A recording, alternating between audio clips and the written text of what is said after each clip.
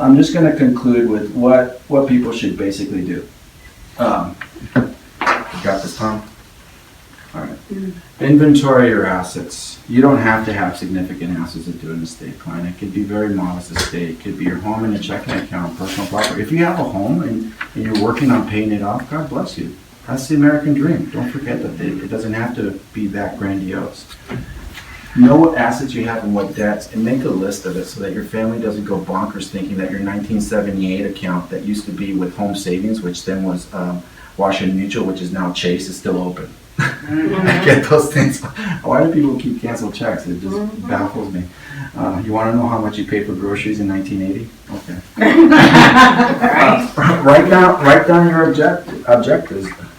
Do you want to give the house to my daughter? Well, contingent on making sure that she's basically going to keep the house, or she's not going to share with the husband, or you'll have to see her involvement as a woman and how she's responsible or not responsible. Or do I want to set up a trust where I give the grandkids the money, not the kids, because I've already given everything to the kids while they're alive. They sucked it out of me. Tuition, car crashes, businesses, or down payments on homes. They've gotten their inheritance already. I mean, things happen. You need to know what your objective is, basically. I can't do that for you. Select a professional help you. If it's not me, pick someone else who knows what the hell they're doing and specifically deals in estate planning. You don't want to grab some of these people that are only doing it fly by night, what they call these trust mills, where they have these suites and they're basically doing seminars like me and they're trying to get you to do like a buy right after. It's against the law to do that, by the way. I cannot solicit you guys to do your estate plan with me. If you guys want to communicate with me, that's on you. But this is supposed to be gratis, free, by Becky and Tom, and it should be informational only, and you guys decide if you want to do it or not. And by the way, don't have accountants or other people that say they can just do a copy of a trust. I see that so many times. They're making, literally, I've had some clients who copied their friend's trust and just whited it out and kind of type in the sections, and I'm like, really? Okay, good luck with that. And then have your legal documents prepared. Mañana. Okay, mañana. But guess what? Mañana's today. Yeah. And before you know it, you won't have any more mañanas. Put the plan in action. Si se puede, right? Do it. If you don't have that attitude, you're not going to do it. And then review and changes as needed. So when you guys move up from hubby number 1 to hubby number 2, then you want to update that. I'm just joking. And then at the end of it all, just basically talk to your family. I don't have that on me, but I basically say talk to your family if you want their input. If not, remember the trust is private. You guys can let them know or not know. But I usually tell my clients, educate your family because they're the ones that are going to be the future managers and the future owners, right? Absolutely. Make them part of the process. And if you don't want them to know the particulars, just say it's in the safe and this is the combination, but you can't get in there just yet. Yeah. It's mine still. It's going to be a surprise. Okay. Does the attorney or whoever prepares the trust, do they keep copies or no? What we do nowadays, I'm new school, so what we do since 2012, everything's digital as much as we can. Okay. Back in the old days, the attorney would keep the original document, which I don't understand why the hell, other than them forcing the clients to come back to them, and with the wills too. That's why I can't even recommend a will nowadays, because a lot of times when people create a will, you're inherently telling that person that they're going to go through probate. So why would you recommend a will? And sometimes attorneys say, hey, we'll hold on to your will. When you die, we'll administrate it for you and get those nice commissions. So I usually tell people, hey, you keep your originals. We sign everything in blue ink. We're going to keep it digital. You're welcome to make your own digital, right? And then make your own photocopy if you still want to do photocopies. On the phone that Tom's holding, you can get a free app where you can turn photos into PDF files. Click, PDF, click, that's old school. Now you can get Scan Snap and it just goes like this. Literally all the documents can be scanned really quick.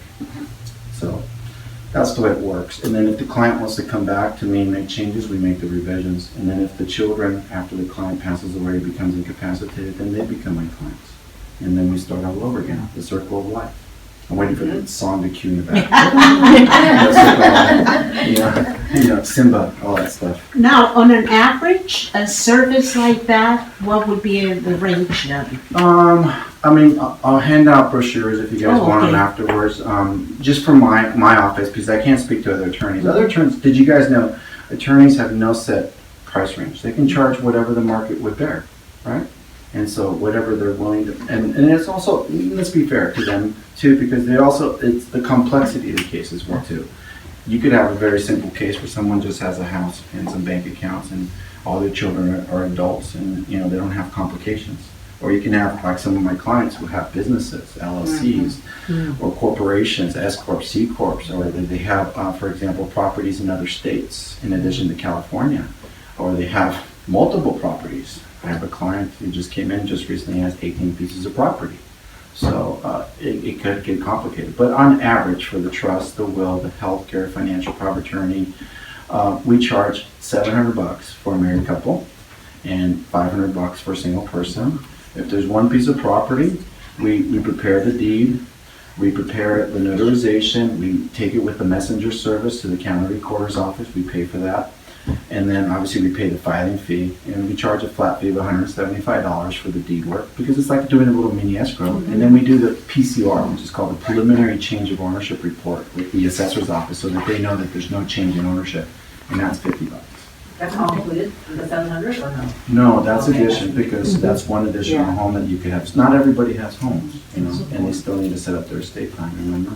So if you have a home, if you have 2 or 3, or if you have one in Arizona, Nevada. By the way, Oregon, #1 destination right now for my clients that I've noticed that people moving out of California, Yes. going to Oregon. The next popular is Arizona. I just had a lady yesterday call me saying she sold a house here, she's moving to Arizona, and then Washington is up there as well too. I don't know why you want to go to Washington. It rains 9 months out of the year and only 4 months of sunshine. No, thank you. Sorry. But No offense, Washington. they do in Nevada too, Huh? because of the tax, Nevada as well too, but it's not as, in my experience for my clients, not people aren't going to live there. There are some people who live, but they're still investing in there again. But as far as living, you know how the Chinese are coming in here and buying everything cash? Now they hate the Californians in Oregon because Yes. obviously they're selling their Costa Mesa home or their LA-based home, and they're outbidding the Oregonians, or whatever, how do you call them? They're outbidding the local people, and then now they hate Californians because they're like, hey, we don't want more Californians. You guys are raising up the prices here. And so now we're doing exactly what the Chinese and the other investors, foreign investors, are doing here. I had gone to a seminar last year with a banking association, and they said about 1/3 of all investors in Orange County are foreign based, basically. And so now you're competing on a global market as well too. And now we're competing with the states as well too. Isn't that fun? So, anyways, that concludes my presentation. Thank you for coming and listening. Tom's hands gonna break right now. Thank you, Tom.